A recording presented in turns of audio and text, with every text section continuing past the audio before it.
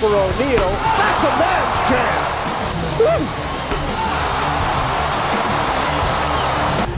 Bryce falling away, won't go. O'Neal the rebound. Now the Magic with a final shot chance.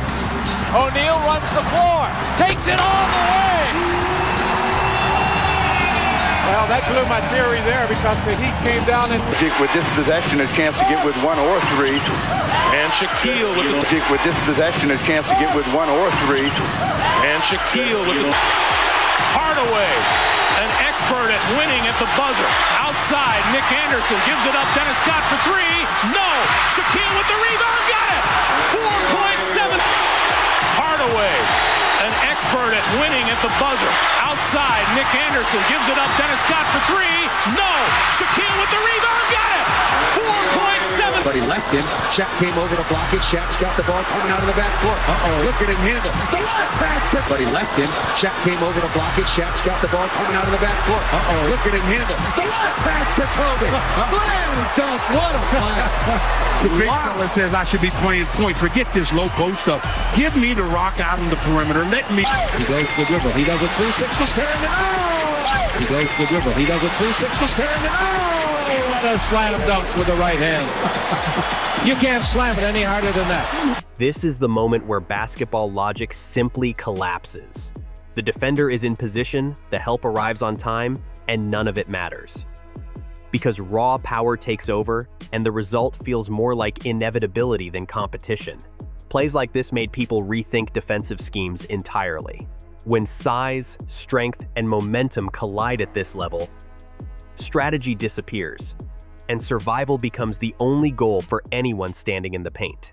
This isn't finesse overpowering defense, it's force rewriting the rules. The defender does everything correctly, yet still gets moved aside like resistance never existed in the first place. There's a reason moments like this felt illegal. The combination of mass, balance, and explosion creates outcomes that don't look repeatable, almost as if gravity briefly stops applying inside the lane. This play shows how dominance doesn't need speed to be terrifying. One step, one power move, and the entire defense collapses under pressure that feels unavoidable from the moment it begins. The defense isn't late here, it's powerless. Shaw with the step. Shaw with the step. Put home by O'Neal. Shaquille has taken over. He has killed them. Here's O'Neal. Oh. Neal. You must kneel in front of that. My goodness. Mack tries to be tricky, and it may cost the Nuggets a 4-point swing. And it may cost the Nuggets a 4-point swing. You ever see a man that big fly? He's even better. You can see what he's improved since the offseason and the start of this year. That's what minutes will do for you on the floor. Look out. Wow, what a sensational play by Shaquille O'Neal. Bodies collide, space disappears, and yet the finish still happens cleanly, making the moment feel less like basketball and more like controlled destruction. This is what happens when physical advantage reaches an extreme. Contact becomes irrelevant, positioning becomes useless, and the outcome feels decided before the move is even completed. Moments like this broke conventional thinking. Double teams arrive, angles are covered, and still the result looks effortless, exposing how unfair the matchup truly is.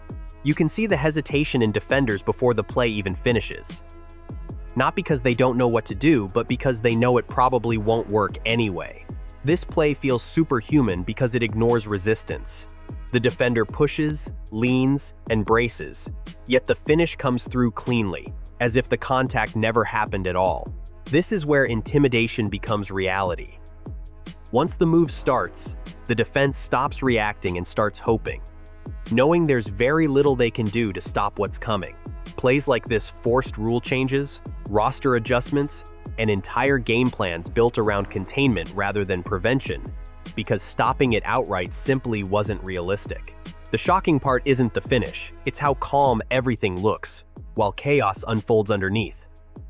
Power like this doesn't rush. It arrives with certainty. This moment captures why logic failed. Nice heel, nice speed. A few inches. Nice heel, nice speed to Jeff Turner. They don't get the top guy down. The slide. Celtics got numbers now the other way. Throwing it up to Shaq. And he one-hand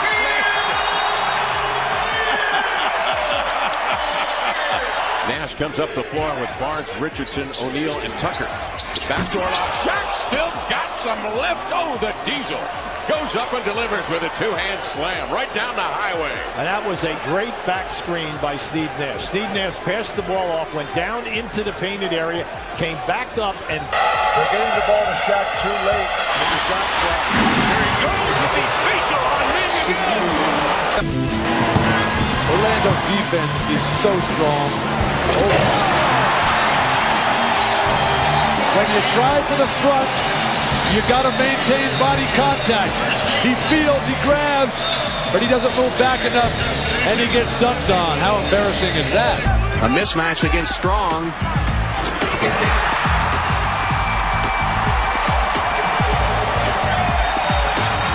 Shaq coming along, lighting the crowd, barking at the official, demanding the Rush has hit some big shots. Now this is going up. Shot clock down to 5. Bryant double team. That's a 3. O'Neal. Foul. Yellowman is fouled out. And the Lakers regain the lead.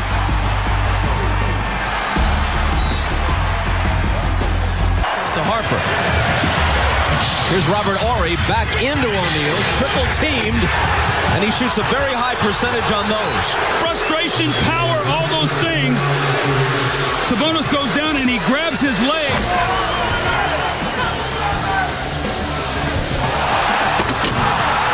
Oh, posterized. Oh, my goodness.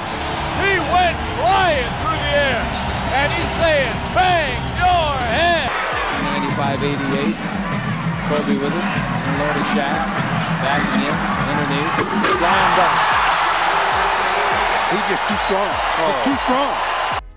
Size alone isn't enough. Strength alone isn't enough. But when both combine with control, the game bends. The defender isn't beaten by a move here. They're beaten by physics. Balance, leverage, and force align in a way that leaves no solution. This is why the paint felt unsafe. Once contact happens, the outcome shifts from contest to conclusion, and everyone watching knows exactly how it will end. There's no trick here, no deception, just direct force applied with perfect timing, creating a moment that feels unstoppable no matter how prepared the defense is.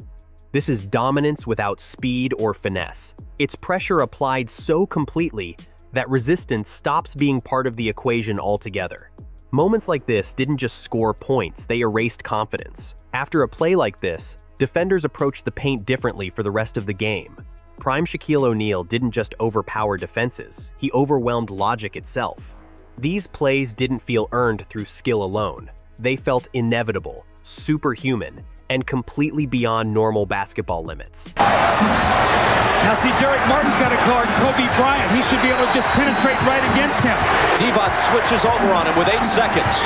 He dumps it into Shaq, and Williams grabs him. Let's see if they give him the penetrate right against him. Divac switches over on him with 8 seconds. He dumps it into Shaq, and Williams grabs him. Let's see if they give him the 4 games in 5 nights. December, on the other hand, for the Orlando Magic, a very brutal month. Oh my! Tear the rim down the boss.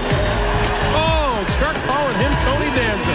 I thought he was too far away from the basket to dunk this ball. He just extended. Shaq spins. Oh, the extra move, he dunked it. Goodness. And he knocked David down. And it looked more powerful than what it really was. And it's probably because David was in the air. That's Yet a clean game. Ostertag leaning on Shaq. Spinning to the baseline. And the yet a clean game. Ostertag leaning on Shaq. Spinning to the baseline. And the Shaw with the step. Put home by O'Neal. And Shaquille O'Neal throws one down over the head of Michael Jordan.